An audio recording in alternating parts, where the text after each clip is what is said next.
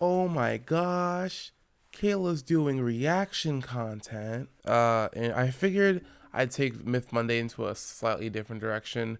Instead of like me reading myths, I feel like it would be a little bit more like engaging and fun if I was reacting to like a video of someone talking about myths.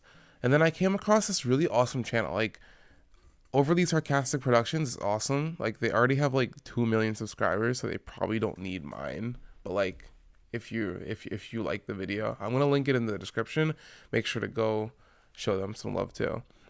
But yeah, I have three myths lined up. But the first one is okay. I'm gonna butcher this name because I've been trying like before I started recording to actually pronounce his name properly, and I fucking don't think I'm doing it right. But yeah, Hyacinthus or Hyacinth Hyacinthus. I feel like it's pronounced like an S. Hyacinthus. Hyacinthus. So yeah, this is the story of Hyacinthus. So Apollo's got a bit of a reputation when it comes to how his relationships generally end. I mean, for a guy with an oracle on his payroll, he was really bad at finding people who would actually date him. I mean, Daphne, Castalia, Cassandra, Acantha, Bellina, Acro, Leucades, considering how Holy crap! I have not heard of like any of those. Wait, hold on. I have not heard of any of those names. I don't think. Let me see. date him. I mean, Daphne, Castalia, Cassandra, Acantha, Bellina, Acro, Leucades, considering I've heard of the first two. That's it. Well, yeah. Apollo's potential dates flung themselves off of cliffs or turned into various pieces of local flora just to avoid him, it's amazing the poor guy even tried anymore. But surprisingly, Apollo did manage to have a few functional relationships. Kind of. At the very least, there were relationships he was in where he wasn't actually directly responsible for their tragic resolutions. The most famous of these is probably the romance of Apollo and Hyacinthus. Now, Hyacinthus. I was right. Okay. This is the first, like, I haven't watched this video before. This is the first time I'm reacting to it. I got it right. But yeah, this I love this channel. Like I've seen their other videos. That's how I came across. That's how I got the idea for this. But yeah, this person, like, it's kind of the way they talk is kind of funny, but not like funny in like a, oh, it's funny. Like it's actually like it's overly sarcastic, but like in a funny way. I don't know. I figure that's I don't know.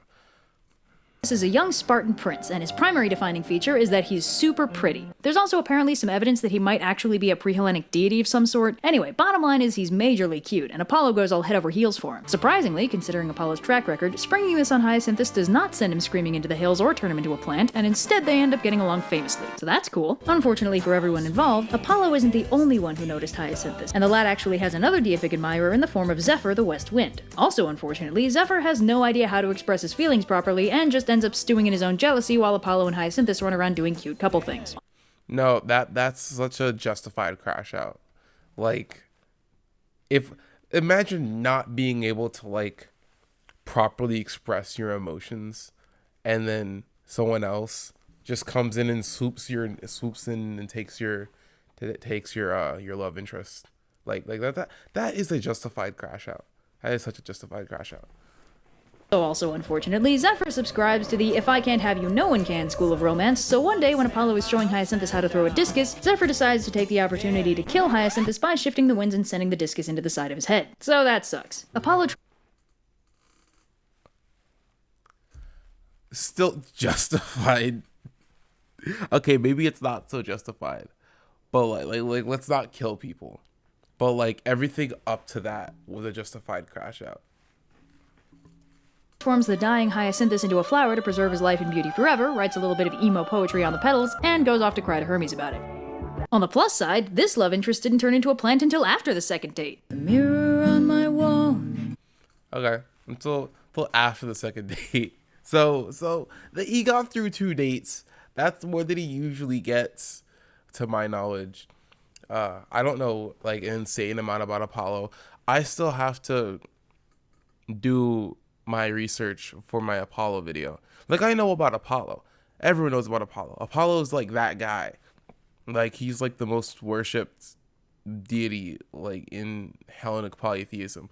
But like I still do my research for every video, just in case I miss something, or in case uh I don't know, there's a lot of misinformation or whatever. I want to make sure I get everything straight before I give it to you guys. But yeah, Apollo is such an interesting deity. So interesting. Like I feel like if Aphrodite weren't my patron, it would be either Athena or Apollo. Just because I like just how much I like Apollo, and I don't even know that much about him yet. But yeah, I think this is just like the end credits.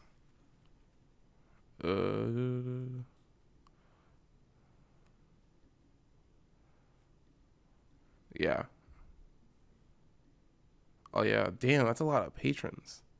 I mean, I guess with 2 million subscribers, you're gonna have a lot of patrons. But yeah, on to the next video. This is Ares' abduction. Okay.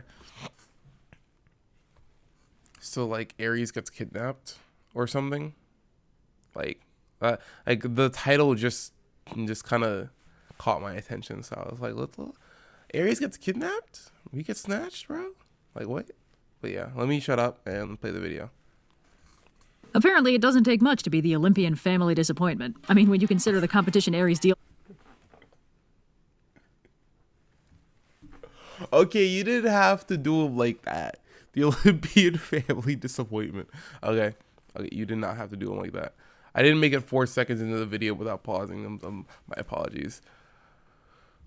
From his siblings, the drunken parties and the felonies and the constant murders, it's kind of impressive that Ares is the only one who seems to be actually disliked. Zeus is definitely the kind of parent who, conspicuously brags about only some of his children. Like at the family reunion, he'll be all like, "Hey Athena, how's my favorite war god doing?" And Ares is just like one chair over. It's almost unfair. But it's also hilarious. Now, mythologically speaking, it's a little hard to tell why Ares takes so much crap from everyone. The general theory is that Ares embodies the brutality of war, the violence, the suffering, basically all the ugly, unpleasant parts. Meanwhile, Athena gets to represent the more noble parts of war: strategy, tactics, leadership, etc. A handful of small. See, but I feel like Ares is more than what people think of him. The brutality of war isn't exactly a pretty thing, but no part of war is a pretty thing. So to say that one war deity is above another, not saying that Overly Sarcastic Productions is doing anything wrong, but just the way that people generally view Ares in a dimmer light. I don't know. I'm gonna make a video on Ares, and you guys will get the scripted, actually coherent thoughts of what I think about him. But yeah. Gods covered other aspects of war, like Nike, goddess of victory. And while in some versions Ares is Nike's father, which is a positive connotation, on the battlefield Ares only brings 3 gods: his sons Phobos and Deimos, aka fear and terror, and his sister Enyo, war goddess of discord and strife. Ares brings all the bad stuff with him. And from this perspective, it makes sense why Ares would be vilified, but still worshipped. All of these bad aspects of war are non-negotiable. You don't like them, but if you want a war, you're gonna get them. You can't have a war without the ugly parts. Etymologically, Ares' name might even mean... Yeah, that's like what I was saying. But the first part of what I was saying. It's you can't have war without war. It's not you'll get the Ares video soon. Or Bane, which I guess would make him a necessary evil. That joke would have killed it 8 years ago. Anyway, Ares gets surprisingly little I didn't get that joke.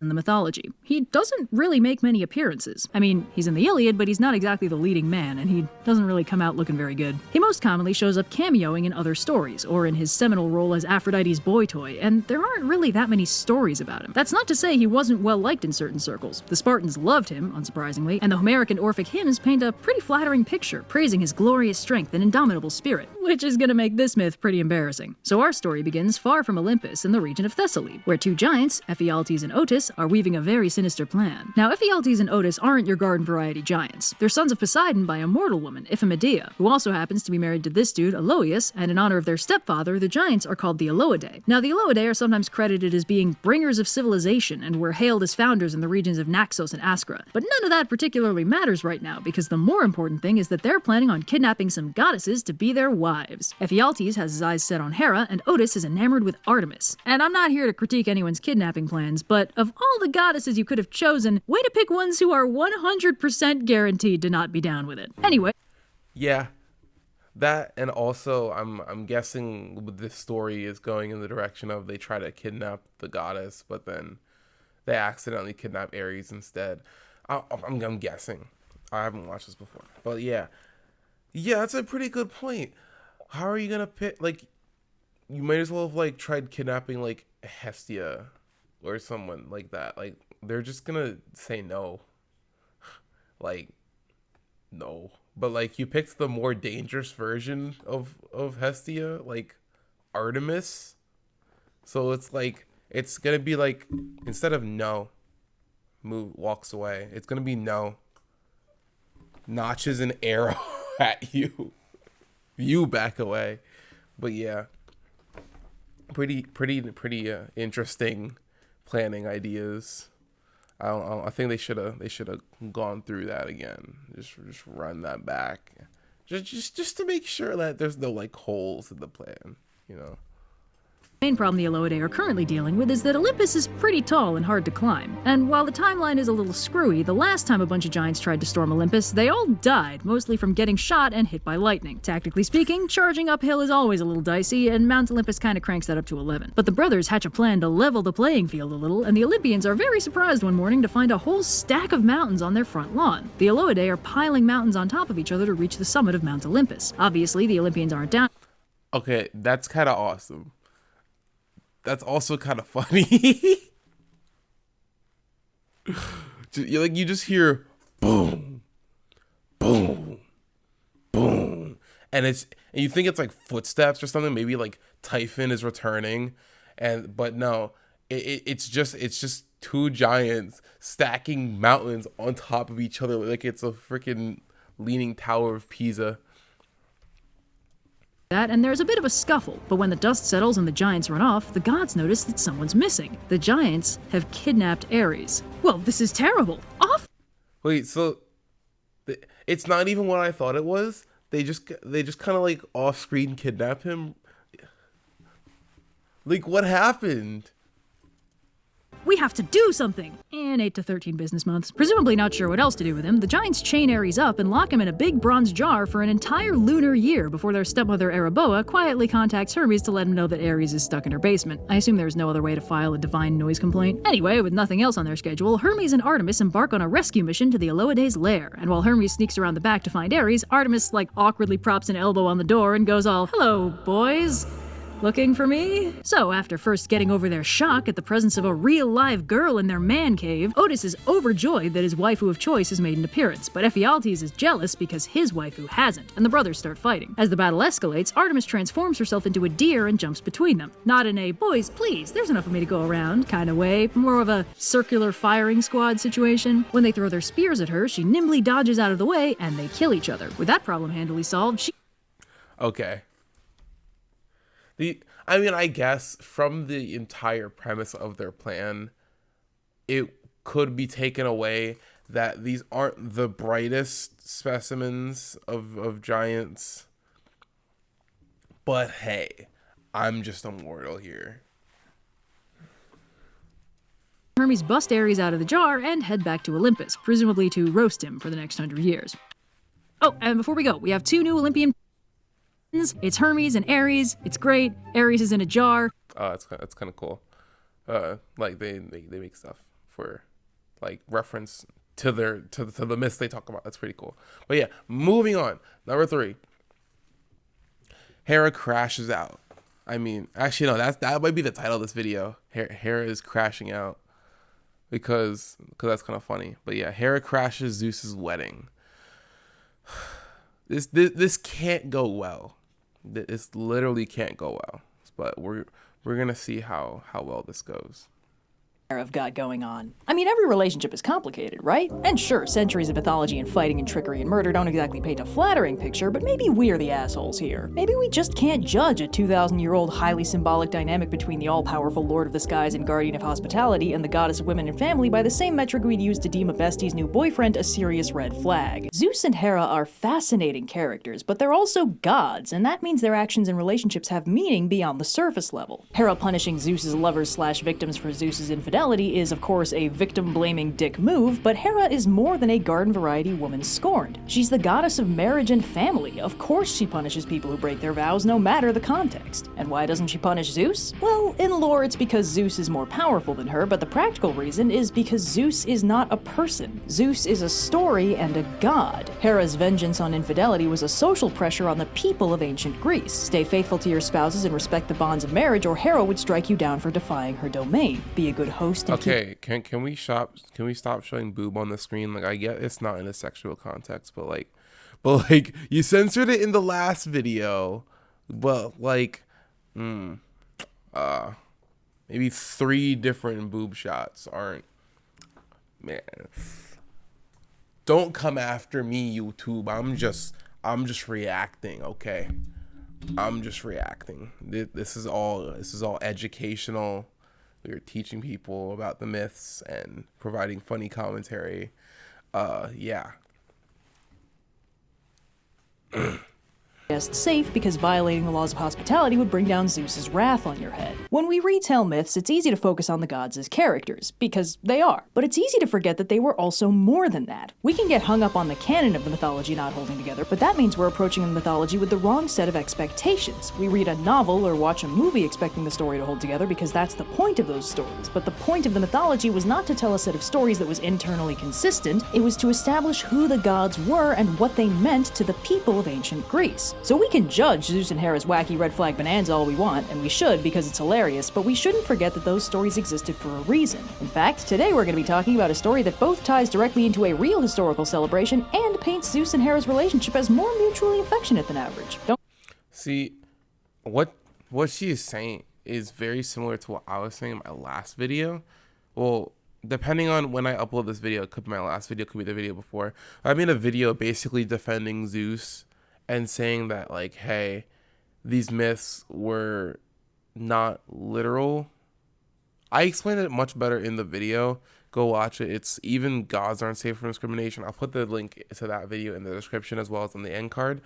But yeah, it's basically saying the same thing. Like, don't hate Zeus for being Zeus in the myths, because the myths are supposed to mean something. It's not like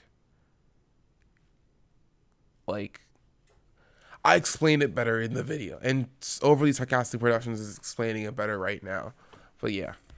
Too excited? Still a pretty low bar. Now this story comes to us from Pausanias' Descriptions of Greece, and the story begins, like so many do, with Hera pissed off at Zeus. The actual reason is unspecified, feel free to spin a wheel on that one, but this time she's more than just cranky, she seems actually willing to break things off. She dips out of Olympus and crashes on the island of Evia to sulk, and nothing Zeus says can change her mind. Faced once again with the terrifying specter of the consequences of his own actions, Zeus seeks help from King Kithaeron, a mountain god with a startling amount of experience in romantic shenanigans. One can only assume he's seen his share of lovesick young people looking for picturesque environments to wax poetic in. Kithaeron suggests that Zeus can win Hera back with a wacky hijink by playing to her jealous nature, and proposes a scheme where they spread rumors of Zeus's upcoming marriage to Platea, daughter of Aesopus and granddaughter of Kithaeron. For the record, bonus fun fact, all of these people share...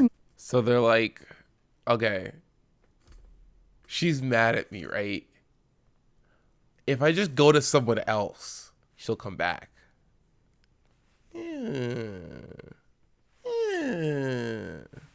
Like, what? With major local geographical features in Boeotia. Kithaeron is a mountain range, Aesopus is a river, and Platea is the name of the whole city. So this is most likely a situation where all parties involved are gods, nymphs, and other anthropomorphic personifications of the kingdom and its natural environs. Anyway, Kithaeron suggests they really sell the bit with a celebration parade where Zeus can show off his new bride. True to form, when Hera hears about Zeus gallivanting around with some brand new squeeze, she gets in a right twist about it and flies up to Boeotia in a furious rage, finding Zeus heading a lavish bridal procession with someone dolled up in a beautiful wedding dress. Hera storms the procession procession in all her glory and rips the dress away, finding nothing underneath but a wooden statue. Hera is shocked to learn that, at least in this specific case, Zeus genuinely only had eyes for her. And in Boeotia they say that the heart of the queen grew 3 sizes that day. Zeus and Hera reconcile in a reunion so beautiful it was commemorated in the Daedalus festival for centuries, where Okay, that is a lot more wholesome than. statues were carved from sacred oaks and carried through marriage ceremonies up the peak of Mount Kithaeron, where That's kind of very wholesome. That is not where I was expecting this to go. Like, the video's pretty much over. I was not expecting it to go that well. Like, okay, that was actually a smart plan. Like, I was not expecting that. offering to Hera and Zeus was prepared and burned to celebrate the one time their relationship actually kind of made sense. So remember, folks, if you and your partner are having a tough time, they're gonna absolutely love it if you replace them with a doll. You had plenty. Yeah. Yeah. Nah, but let's take a second to actually like go over that. Like, that was a really good idea. Like, I thought it was about to be some dumb idea that would have made like it 10 times worse. But like, no, that was a pretty good idea. But yeah, that's pretty much it for this Myth Monday.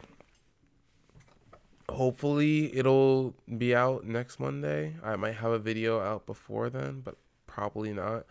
So then you'll see the next like Friday upload the Friday after, or the after that, or after. No, I'm just kidding. I'm gonna upload when I upload. But yeah, I will see you guys later.